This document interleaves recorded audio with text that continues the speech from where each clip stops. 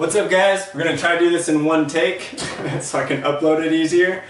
But today I found out that Honda, I guess they unveiled their 2019 CRF450 Works Edition yesterday.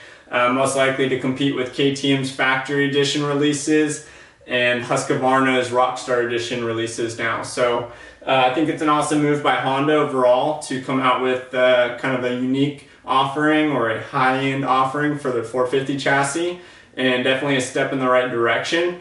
But today I just wanted to chat, kind of get your guys' thoughts too in the comments section to see what you guys think, if it's worth the money. So you're looking at a sticker price of $11,499, so $11,500 for a new 450, and just kind of wanted to touch on some of the traits. So I've owned the 2017 CRF450R and had it in basically stock trim for about a year, put quite a few hours on it.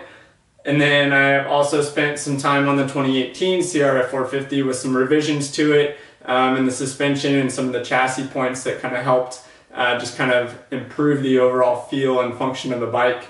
And so I'm intrigued because I really like the Honda CRF chassis. I think they've done an incredible job designing such a fun, agile, playful bike. Even though it is a little bit on the heavy side on the scale, it feels like a really light and flickable bike out on the track. So when they announced this, it really caught my attention today. Maybe, at first glance I was like, that's definitely what I'll probably be getting this next year. But after kind of evaluating it a little bit more and seeing what's on it, I'm not quite sold yet, so I'm curious what you guys think.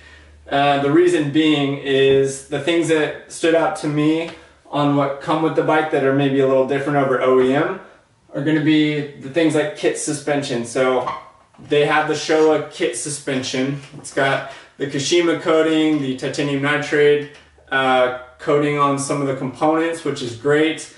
But one of the things that, comes stock on the 18 already is a Showa A-kit design type internal setup on the fork system. And after riding them, since they've kind of helped alleviate the bottoming resistance issue, the fork is amazing stock, and it's already replicated after the A-kit. So when they're saying kit suspension on the Works Edition, how much further is that work done on the fork?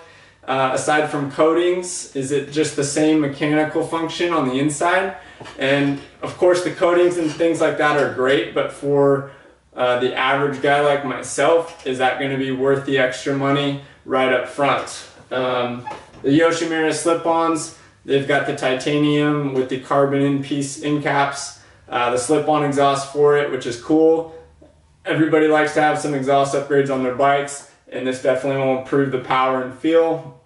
And they're pretty expensive if you're buying these aftermarket, so that might help justify the additional cost too a little bit. And honestly, I never ran aftermarket exhaust on my 17 that I owned, and the 18 that I rode was completely stock. So for me, I don't weigh a ton. The stock power is more than enough, but the Yosh probably complements some of the power tune or the ECU tune that they did, and some of the head work that they're suggesting that they're doing on the Works Edition too. So got the suspension, the slip-on, I guess they got a tune, so they did some head work on some of the components in the ports on the head. Not sure exactly what that means or what that's going to look like, but it says that it improves the power between 5,000 and 6,000 RPM specifically.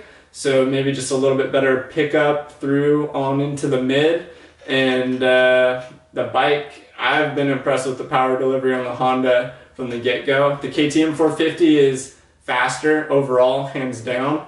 But in my personal opinion, the KTM 450 was just too much in some areas coming out of corners. So I'm not sure if this is something that I personally will like more or less. I do like a little bit of that roll-on feel instead of just ripping your arms off out of corners and stuff, but we'll see what this one feels like when it comes out. And then all the little pretty things that they added on, which is cool. Seat cover, you've got the DID wheels, black wheels, which I think is a staple for Honda. They should always have black wheels, they just look better that way. Get the gold DID chain, which is something I always throw on anyways, so that's nice. And then you get the HRC launch control system with specific tune settings from Ken Roxon. So don't know exactly what that means, but that's what you get. So is this going to be worthwhile over, you know, your stock MSRP with a bike that already has, in my opinion, great power, great handling characteristics, and technically has an A-kit designed fork on it already? I don't know. It's going to be interesting to ride. Maybe get my hands on both of these and ride them back to back and see. Or if you guys ever get to take one out, let us know what you think. For now, I'm kind of sitting on hold to see what some of the reviews say when they do get their hands on this bike and actually put some time in on it, to see how much more improved it is over the stock platform. Because when you're looking at MSRP, it's a couple grand or so more than what you're going to look at for a stock bike. And I thoroughly enjoyed my 2017 and the 18 that I rode in stock trim just as much as any bike. So we'll see how this comes out. Curious with you guys. What do you guys think? What are you guys gonna pick out this year? Is it gonna be maybe a Honda Works Edition, or are you guys gonna stick with some of the KTM factory editions or the Husky Rockstar edition that have fared really well already? I know they made a couple other changes to the chassis to shave a little bit of weight in the swing arm and I believe the frame. The bike actually looks like it sits a little bit different than the 2018. But that's just from speculation, I'm not sure. And I'm assuming those same changes on the chassis will be carried over to just the standard CRF450R 2 versus just the Works Edition. So leave your comments below, subscribe, and yeah, be fun to get our hands on one of these days. So I'll talk to you guys later. See ya.